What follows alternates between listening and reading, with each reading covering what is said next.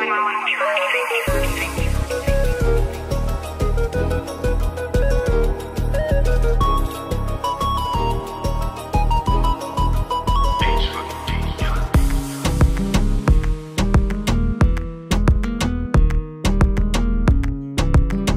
salut tout le monde, c'est GabMorrison. Aujourd'hui en direct de Malte avec les frérots 215. How are you? We're good, brother. How are you, man? Très bien, très bien, très bien. Good. Déjà, premièrement, où est-ce qu'on est en fait? In Mdina. The old capital city of Malta, man. Yes, sir. A long time ago. Now it's Valletta. But Mdina, you're going to enjoy the walk with us, bro. See a bit of the culture. Very beautiful place, man. You'll enjoy it. My name is Eddie Fresco. I'm from Malta. I'm 24 years old. I've been making music for about 5 years with my brother right here. So that's me.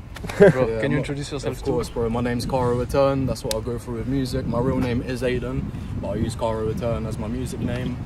Me and him have been friends for 10 years, I'd say. Something crazy. Making music together, man. Not only do we make music, we're really good friends. Exactly. So we got a good chemistry together, man. 100. Nice. Let's work, let's work. Let's go. So, vous êtes un genre de groupe un peu. 215, je veux sorcer. Ça veut dire quoi en fait? Okay, so do you want the long story or the short story? Yeah, long story, bro. Tell me. Alright, so the story with 215 basically starts off when I was 13. Originally, I wanted to start making music when I was 13, but back then I used to live with my uncle because of a couple of situations. Basically, back when I was telling my uncle that I wanted to start making music and shit, of course, I had no money to buy microphones and all of this, so I would have needed his help. And he didn't want me to make music. He said, like, and I get it nowadays, don't get me wrong, like, he was telling me basically there's no culture over here, so you're never gonna do anything with like music. I kept fighting, and he never really let me start doing it up until a couple of things happened. And fast forward about, I would say, I don't know, 4 years, I think. I was living at my auntie's house after 4 years exactly, and during that period, during those 4 years, I had stopped making music. And after 4 years, I met this guy again. I remember, like, I remember the exact day, like everything that happened. So I met him next to an ATM where I used to go to school. I was like, yo, do you still make music? Because I remember back when I was 13, he was making music as well. But we just didn't take it. Like I said, we used to go to the same secondary school. Exactly. And like I said to you before off camera, a teacher introduced us because she knew I liked music and she knew he liked music. Exactly. So in school, we were never friends. We were in different classes. Yeah. But the same teacher, the same English teacher, introduced us to each other because she knew I liked music and she knew he liked music. And up until secondary school, we stayed friends. But after secondary school, we kind of went our own ways. Exactly. And then this is where the ATM story comes in. Exactly. Like 2 years after we finished secondary school. And I was like, yo, do you still make music? And he's like, nah, I've been off it. Like, I don't really do it anymore. And I was off it as well. I was studying to keep like studying in fashion, baby. And from that conversation that we had next to the ATM, I just remember like this feeling came back for me. I wanted to make music so bad, like the music bug, what they call it. I just remember being so motivated to make music again. I remember going up to my auntie who I was living with at the time, and I remember telling her like, yo, listen, when I was 13, this happened to me and no one allowed me to make music. I was like, now, I guess I was like 17, I was working this like part-time job, and I remember telling her like, yo, listen, I have my own money now. Regardless of what you say, I'm gonna make this fucking music. Like, there's no way I'm not gonna make music. And she was like, if this is your dream, go ahead and do it. Like, I cannot stop you. And I remember back then it was a particular situation where it was either living with her or going to live in a home. And since she took me in and also allowed me to make music, the place where she used to live was 215 Salut Street, Fresco Caro. That was the address. So basically I took the 215, which was the apartment number, and named the whole rap collective after the, basically after the place where we used to live, because that's where, exactly, that's where I started making music, basically. So that's the whole story behind 215, the long story. So now we are inside Mdina. Yes, exactly. Yeah. So it's a popular place in Malta.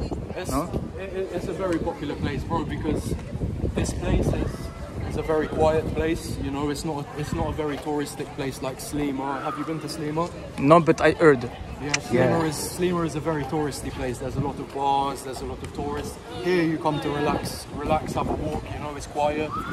And this is one of the main places which shows the history of Malta, man. Exactly, there's so much history everywhere you look, like even the designs of the buildings. That house, for example, like you won't find that shit anywhere. If it's even a house, I don't know. But you won't find designs like that anymore over here. So Yeah. So rich. Wanna go inside? Yeah, if you want. Get some views. So what is this? It's a church. Yes, sir.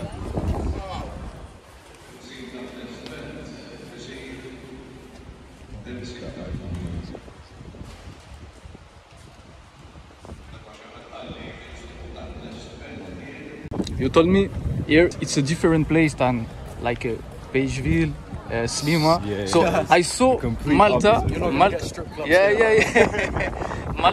is a country with really many things different. Like in such a small place too. Like it's so weird even to us. Like we usually discuss this language thing because usually you catch like, let's say, bigger countries, right? Let's say like in America. If you're from Texas, you speak differently than if you're from Atlanta or than if you're from California. But the distance between these cities is a very like big, it's a very long distance, so it makes sense. In Malta, everywhere is like 30 minutes away. But at the same time, like people from the north of Malta and people from the south of Malta speak completely different. Really? And it's only like 30 minutes away, I would say. No, how you can get I don't know. Exactly. It's a big problem here, man. Exactly. Traffic, Jesus Christ. But if there's no traffic, you can get from one point to the other in 40 minutes, man. Easy. Exactly. And it's crazy that between that small ass distance of 40 minutes, people still speak differently now. With having such such a short. There's Malta and there's Gozo. You know Gozo? No. It's the sister island of Malta. So Malta has 3 islands. Ah, the second island. Exactly. Yeah, before Cormino. Exactly. There's Malta, okay. then there's Camino, and then there's Gozo. Okay. Gozo, they speak different. They speak Maltese, but they have an accent. And you told me Malta have influences from France, Great Britain, Arabic, Italian. Yeah. So I think he knows history more than I do. Don't put me on the spot. But yeah, basically Malta was colonized by a lot of different empires back in the day. Our language is a mix of French, Italian, Arabic, and that all together make in English too. To be honest, English is for more of the like modern words. Exactly. Like television, microwave, computer.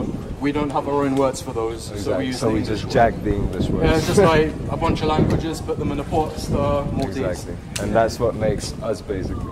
We're a mix of a bunch of different countries. In the music, what are the influences for Malta? For example, you sing in which language? So for me, I make music in English. I just recently started to add some Maltese here and there to it. But the main reason why we decide to make our music in English is because the Maltese market is so small.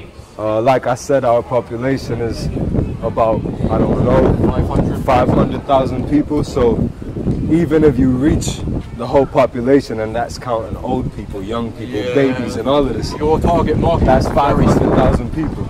So the reason why we make music in English is because you can at least reach the international market and actually do something. And do you think sing in Maltese can build an identity, you know? I think there needs to be one person who does something smart, which is find a way to add Maltese to the English language in order to first build a fan base, because something really weird happens with people over here in Malta, I feel like. Because we don't have so much of a culture, people tend to not really care. I think that the one way where like Maltese music will strive eventually in the future is by having one artist blow up bigger than Malta. Yeah, like the key to open the door, man. Because exactly. There's a lot of talented people over here, man.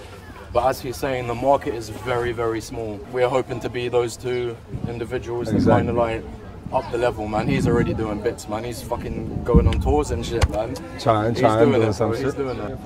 Tell me what we can see from here. Over there is St. Paul's in Bajiba. There is Mosta. Can you see that big church in the middle? Yeah. That's the Mosta Dome. Over there is St. Julian's. Some rare trees over there. Got a telescope here, man. So you can see. And what is the best spot? Your favorite spot in Malta? It depends on what you want to do. In all of the spots, your favorite? All of the Favorite spots. from everything. Bro, probably the beaches, man. Yeah. The beaches. Have you been to the beach since you've been here? Not yet. I The don't beaches know. are nice, man. For me, I don't know. I think I'm not so much of a party boy anymore. So after home, I guess. Home is number one. Home is number one. Two is, to be honest, bro, it's one of these chill spots. Like the way I enjoy chilling with my homies, my friends usually is going out for a smoke, chilling in the car, and just having a conversation. So, where's that place we go to? Marina. Marina and Mdina. That's a dope ass spot. What else? The Ali is a cool spot, I guess. Just don't come here too often. Yeah, the less touristic, the better, bro. Because Exactly. since we live on this island lives off tourism. Yeah. So in summer, it's always busy, bro. So we usually go to quiet places, man. Exactly. Just We- to the have more a quiet, the more conversation. quiet, the better.